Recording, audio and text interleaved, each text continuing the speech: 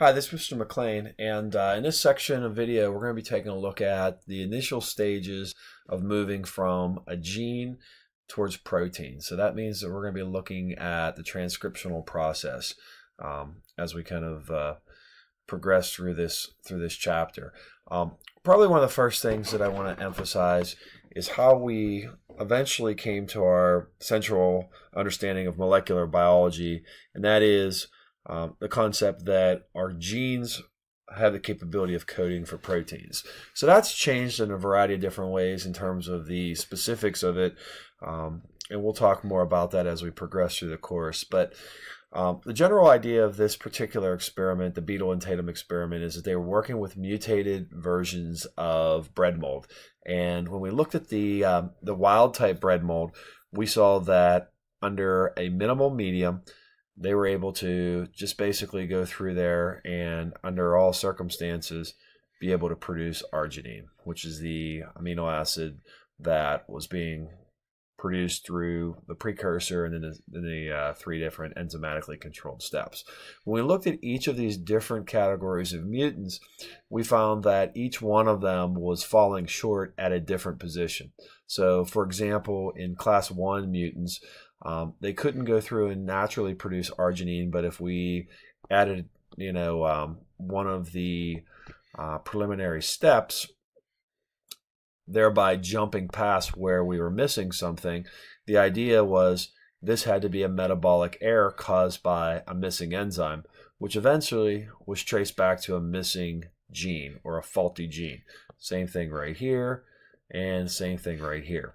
So when we look at the data and we compared the data, the overall understanding was that the genes were influencing the enzymes. And we, at that point, changed our concept from one gene to one enzyme to one gene per one protein, later modified it to one gene per polypeptide. And then, as the story goes on, we eventually learned that in many ways we can get multiple proteins from a single gene. So we'll deal with that a little bit more as we move through this chapter. But just making sure that we're all on the same page, the term transcription is how we make RNA from DNA code. And the RNA that we're going to be focusing on very heavily is messenger RNA. The messenger RNA is eventually going to be used in the translation process, where we're going to be able to take that code to the ribosome and eventually build proteins. So a couple big things to compare whenever we look at prokaryotes versus eukaryotes in terms of their transcriptional process. So the picture on the left side starts us off with a prokaryote, and obviously they have no membrane bound nucleus. So the idea is that transcription takes place and we get our messenger RNA molecule, and that messenger RNA molecule, even before the transcriptional process is complete, may progress into the translation step, which is where we actually build our polypeptide, and that occurs at the ribosome. When we look at how that takes place, there are some similarities, but there's also many, many differences compared to what we're seeing with the eukaryotic cell. One of the most obvious differences is that we have a membrane-bound nucleus. So we have a nuclear envelope, which is very restrictive. You can see there's some pores. The DNA itself will never leave those pores when the nucleus is intact. So what it has to do is it has to eventually produce messenger RNA. In the case of eukaryotes, it does not directly go from DNA to messenger RNA. What it produces is something that we refer to as pre-messenger RNA. We also may call it a transcript.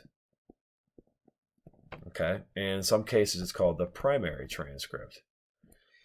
We also sometimes hear it referred to as precursor messenger RNA. Reason why it's not classified as true messenger RNA is that we have to modify it. We're going to take a look at that in section 3 of this chapter. So as we process it and modify it, the pre-messenger RNA eventually does become messenger RNA. And we're going to see some of the changes primarily at the ends of the molecule and internally as well. Because of the separation of space and because of the time needed for processing, transcription and translation are two isolated processes. in the case of eukaryotes. So in other words, you have to fully produce the messenger RNA and process it through transcription and post-transcriptional modification. Then you can export it and translate it. Once again, we're going to use a ribosome, and we're going to build our polypeptides. So a couple big things to know in regards to the overall, the concept of building proteins. We know the building block of our proteins would be the amino acids, and we have 20 different amino acids. We should also know that the code of how we make our language is such that when we take our DNA and we transcribe it, we're going to get, and after we modify it, we're eventually going to get our messenger RNA language. The messenger RNA language is in sections of 3, which are known as codons. Okay, so everything is read in sections of 3. That's also why it's critical that that be maintained, because if we alter that, we could create a massive mutation known as a frameshift mutation. The codons are going to specify the amino acids that we are going to end up with. So as we said before, we're going to end up with 20 different types of amino acids, and the way in which that amino acid is placed is obviously going to be dependent upon what the DNA specifies and how the codon comes out. So if we look at a chart, we can look at it this way, or we can look at it from this perspective. Doesn't really matter which one you prefer. But what we're going to find is that there are 64 different possible combinations of the 3-letter nucleotides. That's because you have 4 possible letters at each position, and you have 3 positions. So when you do the math on that, that gives you 64 different combinations. Of the 64 combinations, 61 of those are going to specify for different amino acids, and 3 of them, the ones that are represented in orange right there, are actually going to bring in stop sequences, which are actually going to bring in water. So basically 61 of the 64 will bring in different amino acids. You'll also notice that several of the different codes will still specify for the same amino acid. So as we go through here, that is not a surprise that there are multiple ways to come up with serine or proline or threonine or alanine or valine or any of the other ones. But what we don't see is we don't see a set code providing more than one type of amino acid. So there's no ambiguity to the sequencing. It's just it's going to have multiple codons that could specify for different types of amino acids.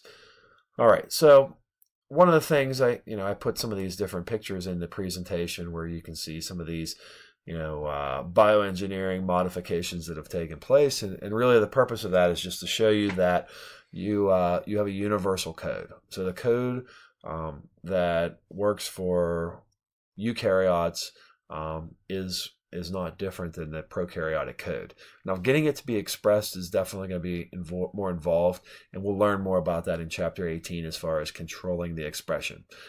But the point that I'm making is the genetic code of prokaryotes is the same as the genetic code of eukaryotes. There's complexities in making that work together, but it's possible, as we can see. Okay, so let's talk a little bit about transcription. There are a lot of similarities to transcription and the DNA replication in the sense that you're going to be adding nucleotides, but there's also a lot of differences as well. We're making a messenger RNA strand eventually, or a pre-messenger RNA if it's a eukaryote, and that's going to be a single strand. The RNA that we're making is going to be complementary to the DNA strand. So it's going to follow the same rules that we talked about before, with a couple key differences. Uracil as opposed to thiamine is one very obvious difference, and the sugar that we're going to be working with is going to be ribose sugar as opposed to deoxyribose. If we're looking at something like a prokaryote, the bacteria use a sequence of code known as a promoter. And we're going to take a look at what the promoter involves, and at the very end, they have an ending point, which is called a terminator. And the area of code that's actually going to be specifying for a particular set of proteins is what we call our transcription unit. So if we look at this particular image right here, we can see that we start off with our DNA. And the thing to understand is that DNA has two strands to it. One of those strands is our actual template strand, and the other strand is non-template. So the way that you determine which one's the template, you take a look at the direction where transcription is going. So in this case, it's moving to the right side of our screen, and you look at what the original DNA code is. So the bottom code is 5 on the right side of the screen. So if we're going to make a strand that's going to be complementary to it, we know that that strand is going to be 3. So therefore, the RNA is going to be made in a continuous direction towards the right. There are no lagging strands. There's no Okazaki fragments in this process. It's going to move in such a way that it creates moving towards the 3'. So our bottom strand is the template because that would allow us to have that particular possibility. Okay, so as we continue to grow towards the 3' end right here, and our polymerase molecule moves towards the end, eventually what we're going to do is we're going to get to the area which would be classified as your terminator, where we're going to get a termination, and we're eventually going to release a completed RNA transcript. So where the differences come in at is, are we talking about a process dealing with eukaryotes, or are we dealing with a prokaryotic process?